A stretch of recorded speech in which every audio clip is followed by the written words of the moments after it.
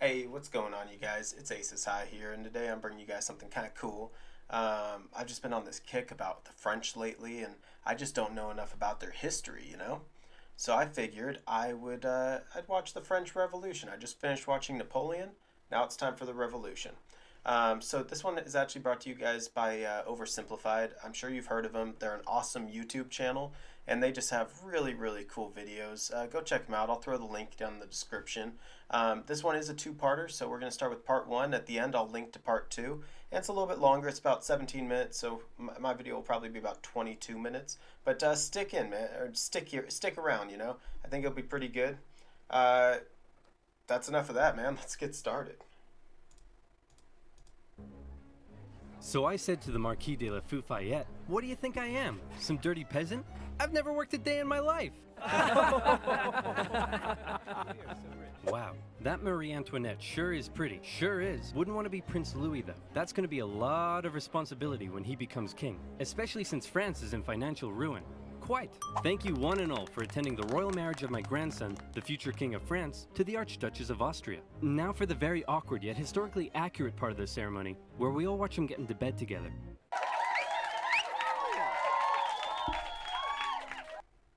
Was was that actually a thing? There's no way, right? Let me know if that's real down in the comments. All right, now that's out of the way, let's leave the royal couple to it. You better give us an heir, you fat, ill-bred boy. Nighty-night. That's gonna be a lot of responsibility. France is in financial ruin. You fat, ill-bred boy. Quite. That's gonna be a lot of responsibility. France is in financial ruin. You fat, ill-bred boy. That's gonna be a lot of responsibility.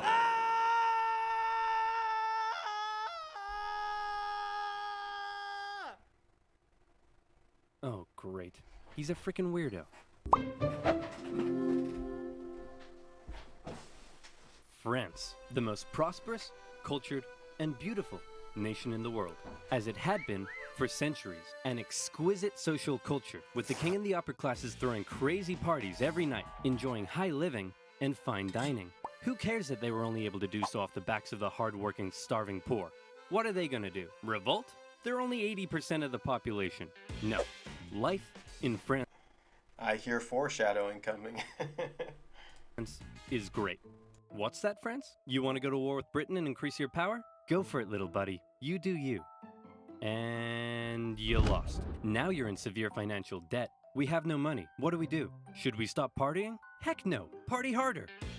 That's okay. The peasantry will pick up the slack. They were created by God to do all the work, and you were created to reap all the benefits and party hard. That's just how society works, and we've all just accepted it for centuries. Why? Why what? Why do the nobility get to be all rich and stuff? Just because they were born into it? And the rest of us schmucks just have to accept that? Hell, why do we even need a king? Who decided that? It all just seems very unfair and unequal, and I, for one, am starting to question it. Wow, that's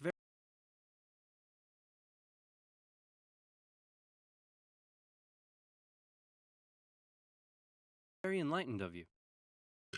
And so began the Age of Enlightenment. Great philosophical thinkers across France and beyond began to question whether this beautiful nation was really all that beautiful after all. Hey, Prince Louis, bad news. Your grandpa died of smallpox this morning, which means good news, you're now the king. So just to sum up, France is in severe financial debt, and the angry populace are beginning to question how necessary you are. But hey, I believe in you, champ. You got this. Maybe. Oh no! Prince Louis Capet became King Louis XVI in May 1774. He was a notoriously weak man, and he knew it. He barely had the wisdom to rule a nation, never mind one in crisis, and he was easily manipulated by those around him. One of his first acts was to try to get revenge on the British by financing their American colony's revolution. Hey, we're an independent nation now. That was real swell of you, Louis. Couldn't have done it without you. Glad I could help. So hey, about all that money we lent you, when can we get that back? Yep, you're a great guy. I'll never forget what you've done for us. Real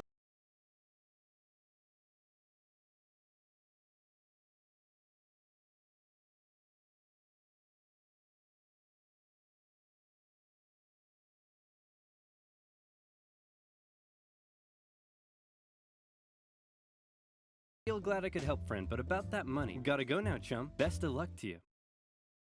Oh, no. And now France was in even more debt.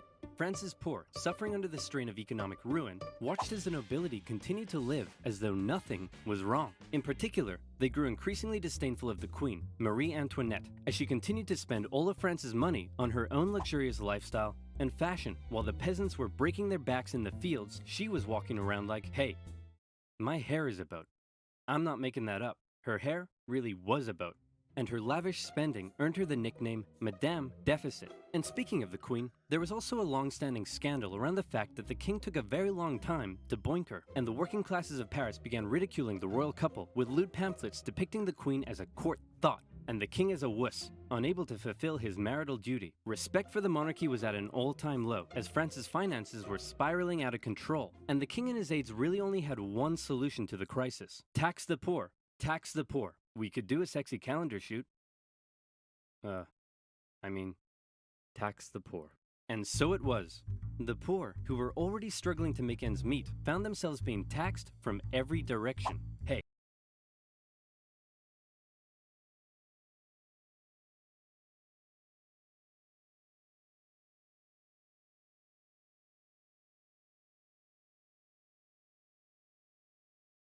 I'm the royal tax collector. Looks like you've yet to pay your income tax, head tax. By the way, how many windows you got in that house of yours? 3? Oof, yep. There's gonna be a tax for that.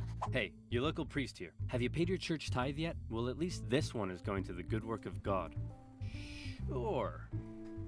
God. I think this year, God wants me to buy a new swimming pool. Hey, private tax collector here. Oh, and I brought some goons with me. Just a few quick questions. How much salt did you buy this year? About 7 kilos, I think? Yep. Okay, there's gonna be a tax for that. Oh, what's that over there? And that's extra salt I held over from last year, so I wouldn't have to buy as much this year. Oh, yep, there's a tax for that.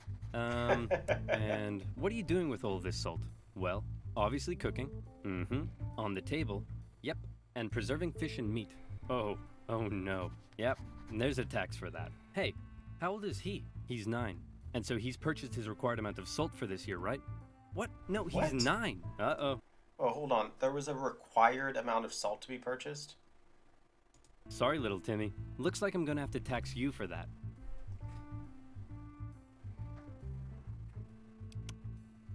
Yep, salty.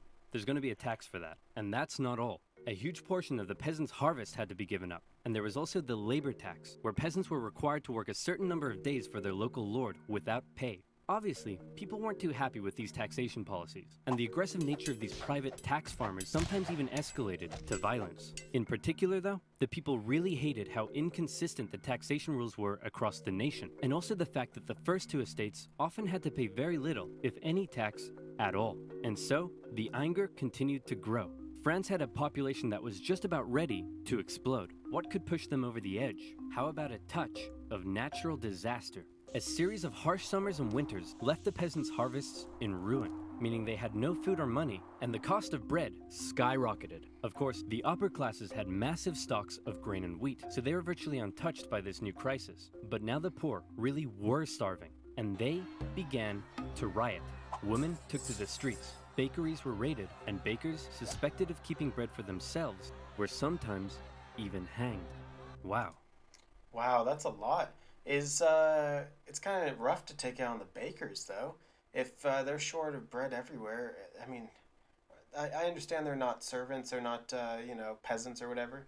Um, but the bakers can't be that high, right? I mean, I don't know. Seems kind of rude to take it out on them. This is really getting out of control. Your Majesty, we need some decisive action. You need to step up and lead us. What will you do? Okay, I've got this. I know. I'll summon the Estates General, and they'll decide what to do. You really are a fat, ill-bred boy. The Estates General was the closest thing France had to a government, apart from the king. It was a purely advisory body, and was rarely summoned. In fact, it hadn't been summoned for 175 years prior to this. But with France in a severe crisis, the king felt the time was right to call on the government to help. The Estates General was made up of representatives from the 3 estates, that is, the clergy, the nobility, and everybody else. Okay. Whoa, the clergy was ahead, or was higher.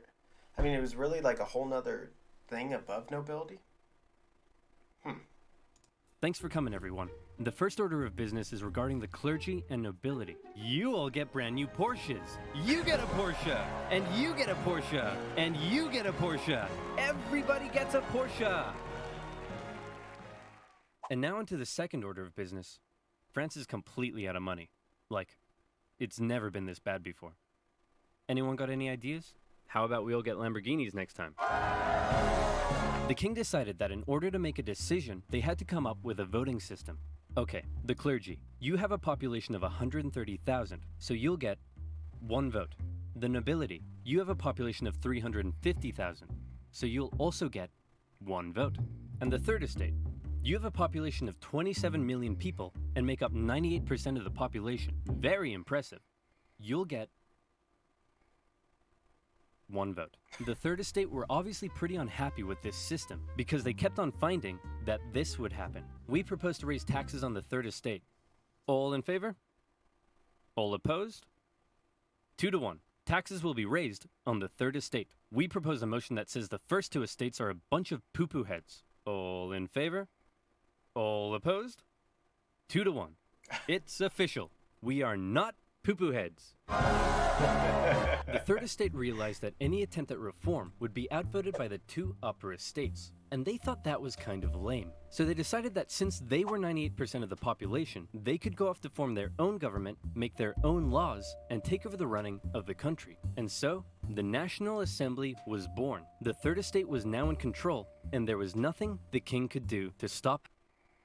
See, we know that this is going to happen. It just it's what happens when you don't treat people fairly. You have to give people kind of a vote. You have to. I mean, it's just the higher population cannot be living in those type of conditions. Otherwise, you're going to have a revolution. You're going to have a problem. Haha! I've locked you all out of your building. What are you going to do about it? We'll probably go find a different building that isn't locked.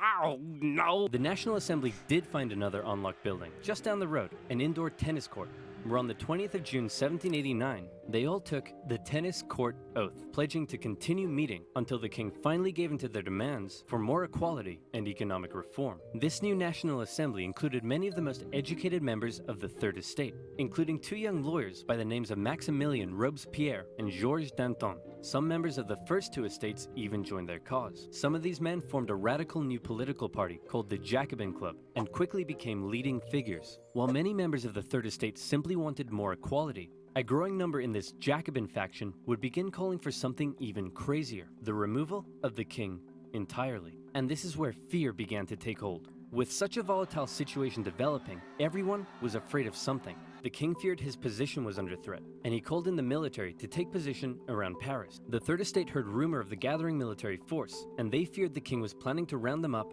and arrest them. Maybe he'd even execute them. It also didn't help that the king had just dismissed France's popular finance minister, who had been trying to make reforms himself. It seemed the king was done negotiating. Fear, left unchecked, often boils over into anger, and anger detonates with violence. The angry people of Paris.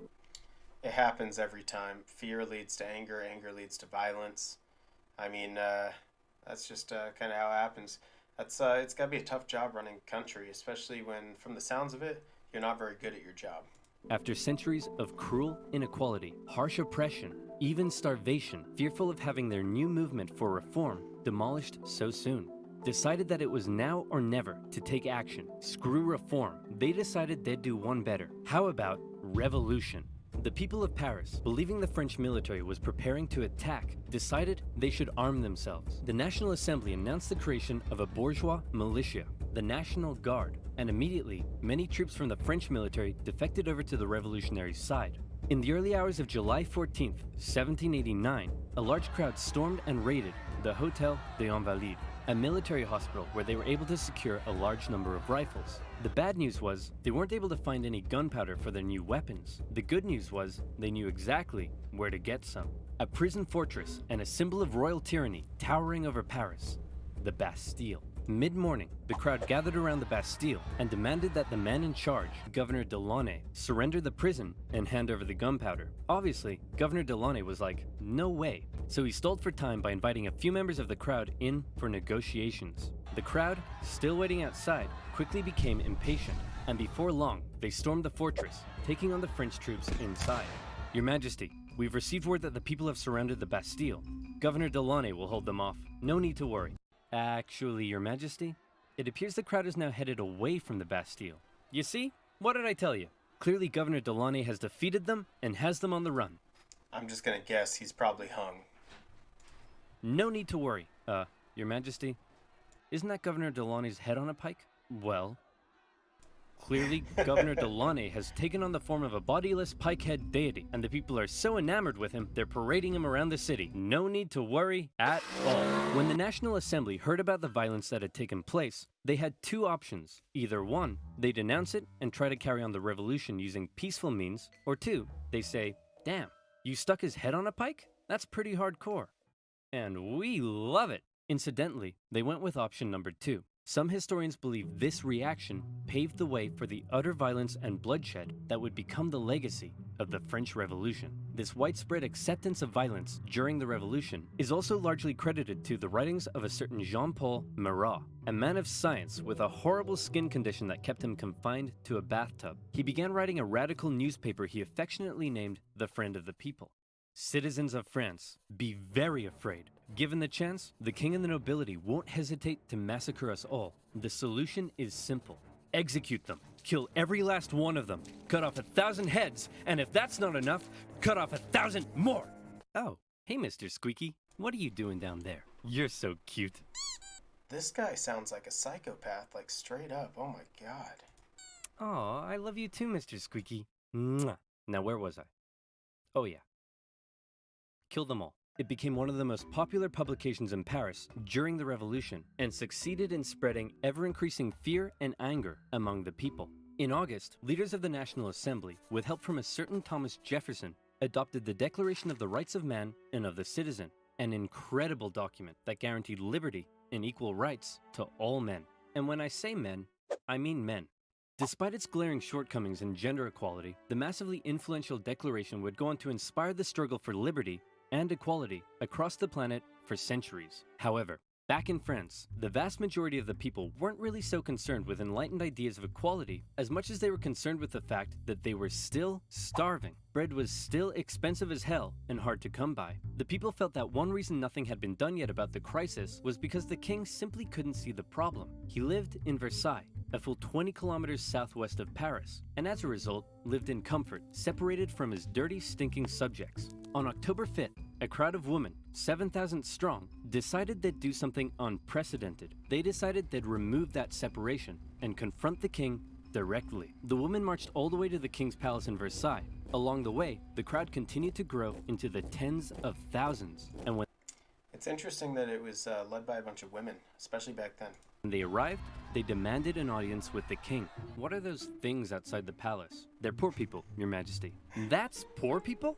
They say they're hungry. Hungry? Then let them eat cake. Wow. See, this is the exact BS that led to this whole mess in the first place. You're so out of touch. They're writhing around in the filth, breaking their back to barely scrape by, and they come to you demanding just the basic ability to feed themselves, and you think a slice of cake will sort them out? Well, then let them eat Taco Bell Crunchwrap Supreme. Wow. They're not that desperate. Members of the crowd actually managed to break into the palace with the intention of killing the queen, who narrowly escaped through a secret passage in her bedroom. The enraged mob killed several members of the royal guard and raised their heads on pikes, which, if you haven't noticed yet, is something they were quite fond of doing. The king had no choice but to come out and talk to the crowd. He agreed to accept his new position, sharing power with the revolutionary government, and to return to Paris with the crowd, removing the separation between king and subject. King Louis had a problem with people constantly raiding his palace, but one thing Wow, yeah, did that line really happen? I know that there's a famous line, let them eat cake, from Marie Antoinette. What a horrible thing to say. I mean, wow. he didn't have a problem with was people raiding his computer. because he used Oh, NordVPN. NordVPN. If, All like right, this looks like it's about done. Let's talk about it, you guys. So what do you think? That's again, that's part one of the French Revolution. I'll watch part two here in just a little bit. But I mean, Marie Antoinette kind of seems like she is the definition of everything that you want to overthrow, and King Louis just seems like an idiot, and he's spineless. So nothing is going to get done. I mean, we know what happens here. Um, I'm really excited for part two. Let me know what you guys think in the comments. Something that I did find really interesting is that Thomas Jefferson, who wrote our Declaration of Independence, actually helped with their declarations and everything. So that was actually really cool. Anyway, if you guys are new to the channel, make sure you hit that sub button, help me out. Until next time, this is Ace. I'm out.